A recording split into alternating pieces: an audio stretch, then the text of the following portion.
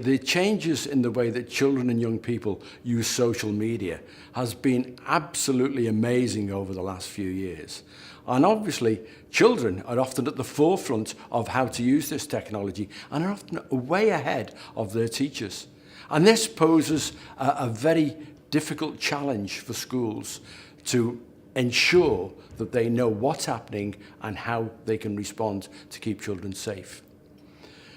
Added to all of this, the government is very aware of the numerous serious case reviews that have been held in various parts of the country and the impact that technology has had on those cases. The way technology has been used for grooming, the way technology has been used to attract young people in. So the findings of the serious case reviews have really caused the government to review and rethink the guidance that they've issued to schools. And that's why we've had the changes in keeping children safe in education. It's also become apparent to government through the numerous child sexual exploitation cases that have happened up and down the country and the growth of extremism and radicalisation. And both of those two big issues which are facing society have often been facilitated through the use of the internet. And of course, schools are actually in the front line of both of those issues. So consequently, the guidance has to reflect and support schools in dealing with this kind of issue. But I think very significantly, there's much more emphasis on online safety. And schools will now have to demonstrate quite clearly across the curriculum what they do to safeguard children, particularly from dangers of using modern technology.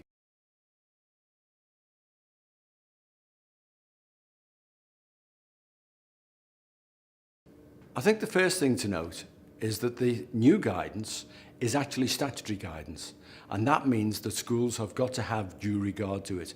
They should be implementing the advice that is given within the guidance. If they don't, they have to have very good reason why they're not doing it. So the new guidance really brings in a number of changes. I think the first thing to say is that obviously the guidance has been in place for some time. And they've used this revision to sharpen up some of the language, but they brought in a number of key changes. There's always been an emphasis on training, but now the emphasis is on whole staff training, and that means anybody who works with children and young people in your school. So whole staff training, and this must be done on an annual basis. They've also got to make sure that as part of everybody's induction that they have access to training around safeguarding, about the policies and procedures within the school, as well as the wider issues contained within the new guidance.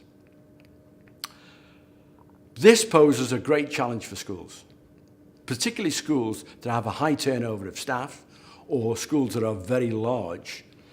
And I think one of the things that schools will have to consider is how can they ensure that all of their staff receive this annual training, and how can they make sure that everybody is covered.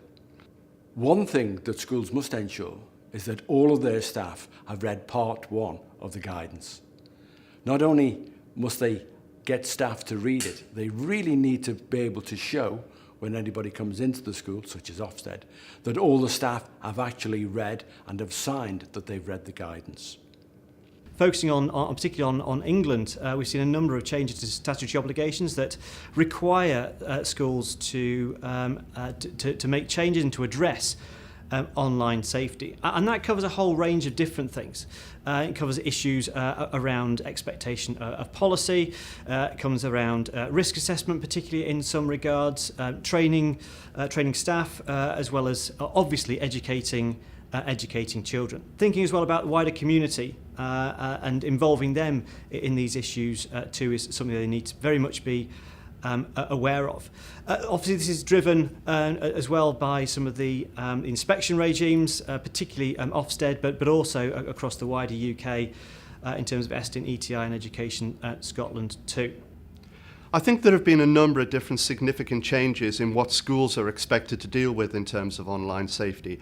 Since the inception of broadband into schools now over 12 years ago, most of the focus was around providing safe and reliable spaces for young people to operate.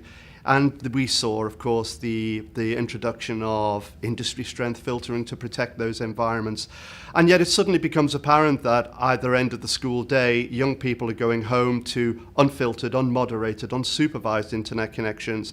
And most of the issues, therefore, are happening beyond the school's own geography and timetable.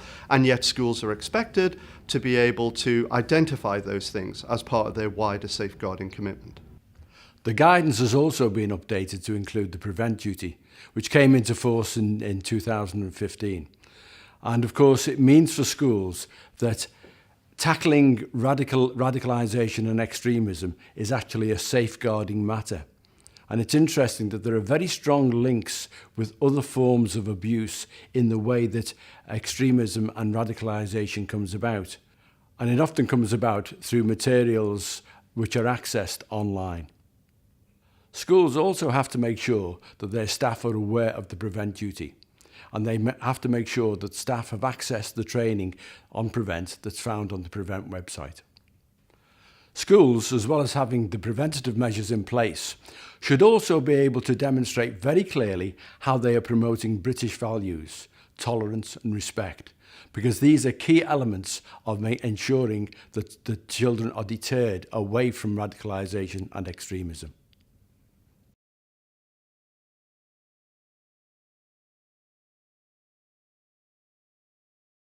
Tackling extremism and radicalisation is something that's relatively new to some schools, not so to others. It brings in some obligations under the prevent duty guidance for schools in England and Wales since July 2015. And those are around 5 particular aspects. So one is assessing your risk for your children being potentially radicalised. And so undertaking some form of risk assessment is central to an activity. There's then a number of things that will flow out of that. So schools are expected to work in partnership, and so working in partnership with local safeguarding boards in particular is another obligation and indeed expectation bestowed on schools.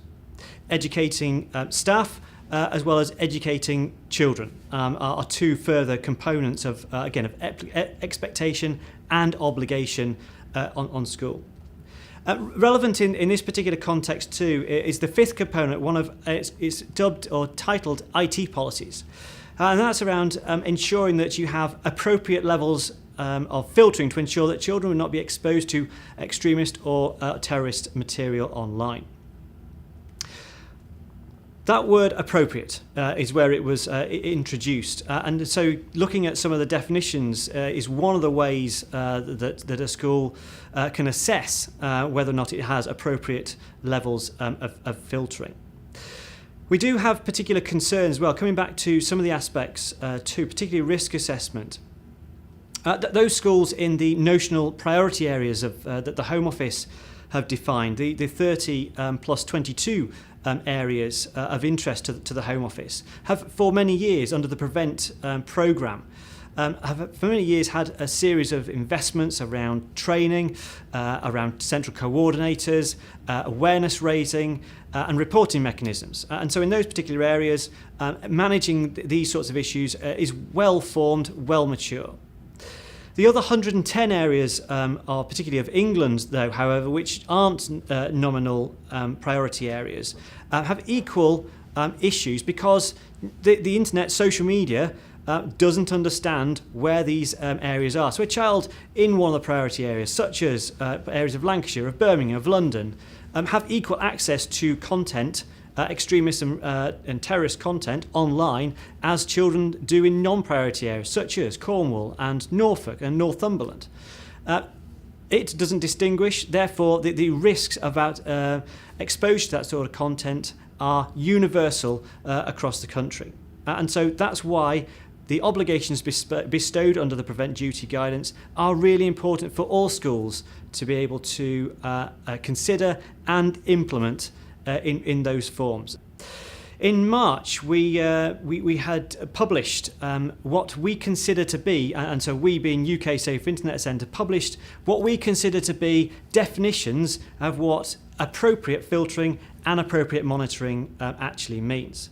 And indeed, so there is a link from within Keeping Children Safe in Education, a link through to these definitions, which are always found on the UK Safe Internet Centre website at saferinternet.org.uk. In terms of appropriate filtering, the things that we suggest, and what we're trying to do here is equip schools with questions to ask and consider of either their current provider, indeed their future provider.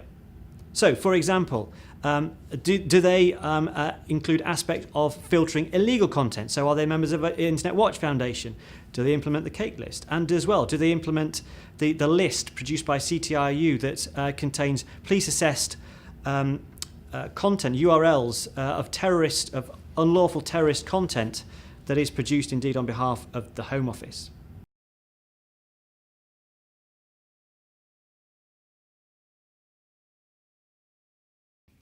The Internet Watch Foundation work internationally to eliminate child sexual abuse content. We actively search for images and videos of child sexual abuse, as well as taking reports in from members of the public and other professionals like the police. The work that we do is really focused on making sure that industry and in turn their users have the protection they need to make sure that students and also other staff at the school aren't able to accidentally stumble across images and videos of child sexual abuse that our analysts have already analysed and where we know those URLs are still live. IWF can help schools and colleges to comply with this new responsibility because we work with industry members such as filtering companies who provide software to the schools and colleges to help them protect their students and their staff. The work that we do with industry means that a lot of the filterers are putting protection in place so that you have safeguards already there to protect you from stumbling across this content.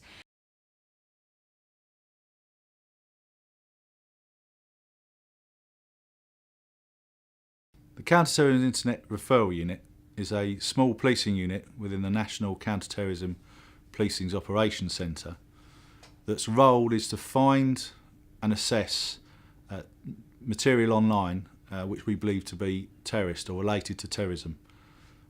The job of the team, if it is believed to fit that criteria or to be terrorist material, is to refer it to industry, companies that host it, and ask them to remove it from their platforms under their terms and conditions. Since the unit started in 2010, companies have, as a result of our requests, removed over 200,000 pieces of terrorist material, currently averaging at around 2,000 pieces a week.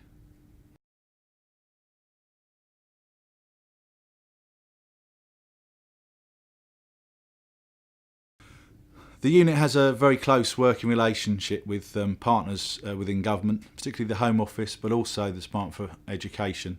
And we've asked to obviously consider the impact of the prevent duty and how we could help with that. It centres around our production and maintenance of the filtering list, or the list of material assessed by police that's believed to breach terrorism laws.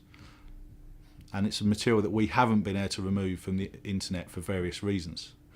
It is made up of URLs which companies have not been able to remove from their platforms after we've requested them to do so. As what we produce, we collate that list together and we provide it to approved filtering and monitoring companies in order for them to add to their services and the filtering solutions they provide to their customers. This list then is made available to filtering providers to integrate within their systems to block access to that particular content, very much mirroring the work of the Internet Watch Foundation around child abuse images. So it mirrors exactly that particular process, the production of a list containing sites that contain illegal content, integrating that into providers' systems so that users are not then exposed to that particular content.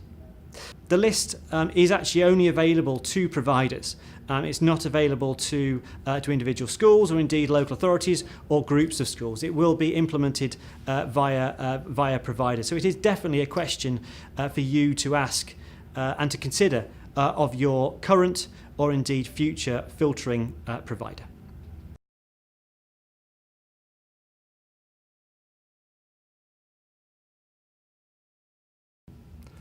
I think filtering and monitoring are the technical components of what needs to be a much wider approach to safeguarding. Having the right systems and appropriate systems in place is a bit of a movable feast for most schools. A very small primary school tucked away in a rural setting with very few children is going to have a very, very different approach to filtering and monitoring than perhaps a larger urban secondary. But there are some features that are common to both. And the question around appropriate is whether the filtering and monitoring that you've provided are fit for purpose. And purpose means the size, the perspective of the school, the culture, the age range that it covers. And hence, when we talk about filtering, or indeed we talk about monitoring, we're thinking in terms of whether there is a granularity in that approach that allows different parts of the school community to gain the right sort of appropriate access. And that's a big ask for many schools, because that's a technical issue, and it also has financial implications too.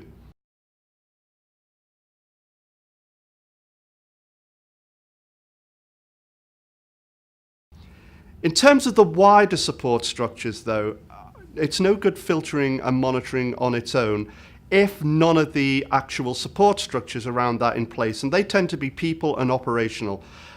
They need staff who can interpret the output of filtering logs, and staff who can analyze alerts and then be able to do something with it.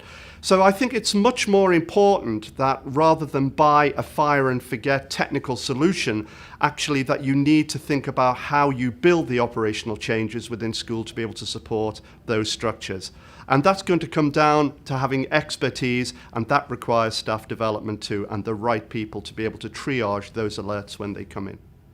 So, for example, inclusion of age-appropriate filtering.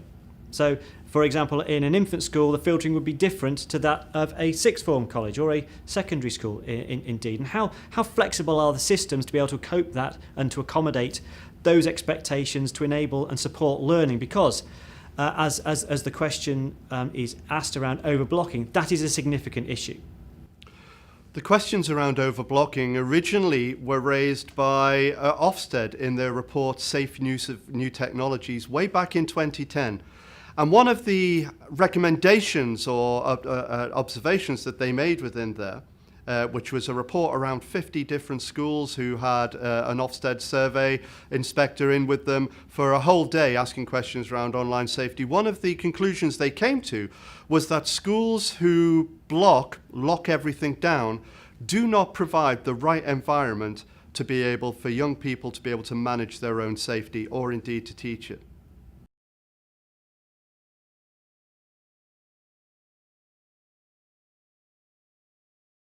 Well, this is an area that you should expect scrutiny when Ofsted come, because all Ofsted inspectors have had recent and up-to-date training on safeguarding, particularly online safeguarding. So you should expect that they will be interested in this area. If you get into a situation where safeguarding is deemed to be inadequate, it will put schools in a very difficult situation. Under the Ofsted guidance, you would be unable to get good in either overall effectiveness or in leadership and management. This would immediately put you in a position where the best grade you could get would be requires improvement. If the failings are significant, you will automatically go into special measures. Now, if you are a state school, that will mean that you will be subject to regular review. If you're an independent school, it will mean that you will get another unannounced inspection, and if the issues that have been found in the first inspection have not been satisfactorily addressed, your school may be closed. So this is a big issue for all schools. Make sure that you've got your safeguarding policy in place, it's been reviewed, it's relevant and up to date and covers the mandatory guidance contained within keeping children safe in education. So we have had the pleasure of training all HMI, and as well, it's not just Ofsted education, but all remits through the 17 remits of Ofsted. So training all HMI around online safety issues, why we're asking these sorts of questions, why it's important, together with what sorts of questions and what sort of responses to look out for. What does outstanding and effective practice look like? In terms of how we've done that, and so that's on two forms. So one is in terms of integrating e-safety, or indeed now online safety, within some of the inspection framework. So it becomes part and parcel of both Section 5 as well as specific Section 8 inspections. We've, in terms of integrating those standards into the inspection frameworks, we've also then produced guidance to support inspectors, because it can be very daunting, very difficult indeed, for anyone asking questions as to, well, why are we asking these questions, indeed what the response is that we should be looking for. Ofsted are astonishingly good at identifying loose ends and then just pulling at those loose ends. And so one of our contributions has been around identifying what those loose ends are from an online safety perspective.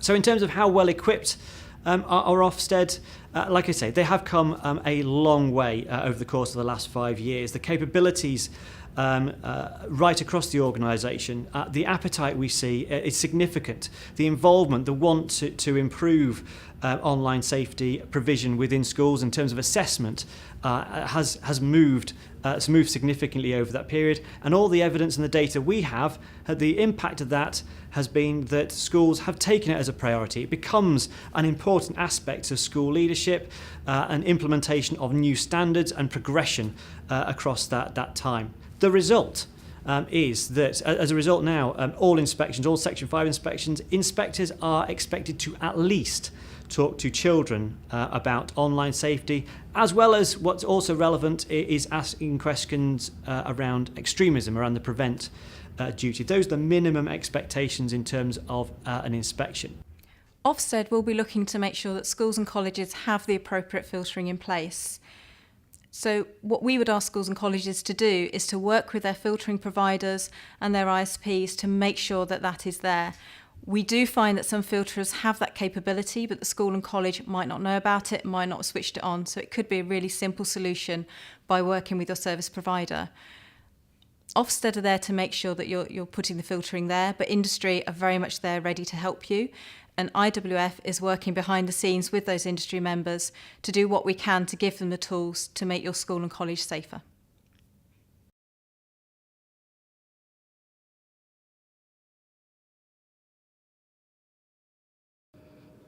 I would always start with asking the students, because they're the people who actually know what is going on in relation to the internet, social media. And I think schools would be well advised to start by considering what the students say are the issues that are facing them. And that begs a question, is asking children, getting the student voice, is that part of your culture? Because if it is, you will find that exercise very easily. And in fact, you will have probably already done it. So that my starting point in seeing what should be done and what needs to be done would always to start with the children and young people. We also know too that schools who have effective education programs are more effective at providing the right environments for online safety. And by effective education programs, we talk about ones that are threaded through the rest of the curriculum, that have scope and progression, rather than just the very inconsistent and dips into this that some schools have, either following an incident or at certain points in an ICT curriculum. We also know too that schools who have effective infrastructure, so good filtering, a good monitoring that allows flexibility and granularity, are also very, very successful at being able to provide the right environments to keep young children and young people safe too. So in terms of the new guidance, Ofsted are expected to prepare themselves to be able to make observations in their broader judgments around safeguarding that include online safety. To that end, we've worked as an organisation, Southwest Grid for Learning and the UK Safer Internet Centre, have worked very closely with Ofsted over the last few years to be able to provide that training. So to date, not only have we trained every HMI in England, education HMI, we've also trained social care HMIs and early years HMIs too, to the spread. In terms of the expertise, it's going to be very difficult in the space of an inspection for an inspector to make any wider, broader critical judgments around the technical provision around the statutory guidance, certainly around filtering and monitoring, beyond asking some initial questions around it.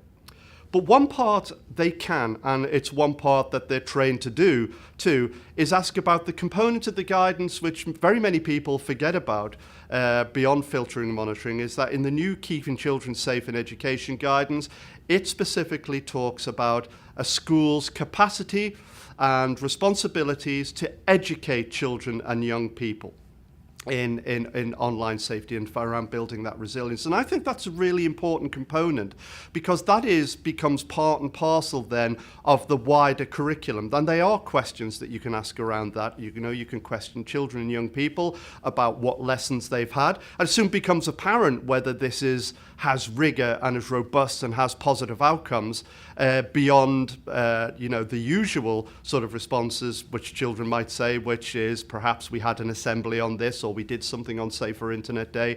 I think they're looking for something a lot more robust and rigorous in terms of education too.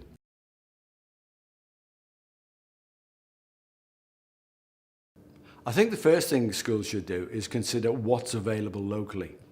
In every local authority area, there will be a local children's safeguarding board, which has responsibility for safeguarding provision within the area.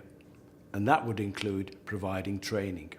Schools are represented on the local safeguarding boards, so there should be a good way of finding out very quickly what's available. The Internet Watch Foundation is a third of the Safer Internet Centre in the UK, alongside our partners, the Southwest Grid for Learning and ChildNet. And we work really closely together. The Internet Watch Foundation, we're here as the UK hotline for reporting of child sexual abuse content that you may have stumbled across accidentally online. We do provide trends and research to our partners to make sure that the information they provide is as up to date as possible. What we would really recommend to schools and colleges is that our partners have fantastic resources out there. Most of the resources are free, which is great for schools and colleges that don't have a lot of surplus money to put into this area. We've been working really hard for many years, as have the Southwest Grid for Learning and ChildNet. So under the Safer Internet Centre, you will find lots of resources for students of all ages to help you to protect yourselves. And there's also help there for professionals who are putting together information around policies to help them protect their staff and networks as well. Thinking specifically about how to discharge or how to better implement your own obligations around the statutory guidance, I would signpost a couple of things here. So if you're new to online safety, your starting point is 360 Degrees Safe, 360safe.org.uk. Something that we actually created in 2009. It's free to use, and it enables you to assess where you are through standard self-review process, enables you to assess where you are with your wider online safety policy and practice. Thinking about your policy, your infrastructure, your education and your standards. And so what it does then enables you not only to mark where you are, but then to define a development plan, an action plan to move you and your school forwards. One of the things that we've also produced is some extracts, so to try to summarise the changes to keeping children safe in education, particularly around online safety. So at swgfl.org.uk/KCSiE, Keeping Children Safe in Education 2016. And what we've done there is a fly through the entire document with particular references. We've extracted and highlighted where references to online safety actually exist through that entire document, trying to make it a bit easier for you to extract and to understand exactly the context of why it's all important and what those particular obligations are as well.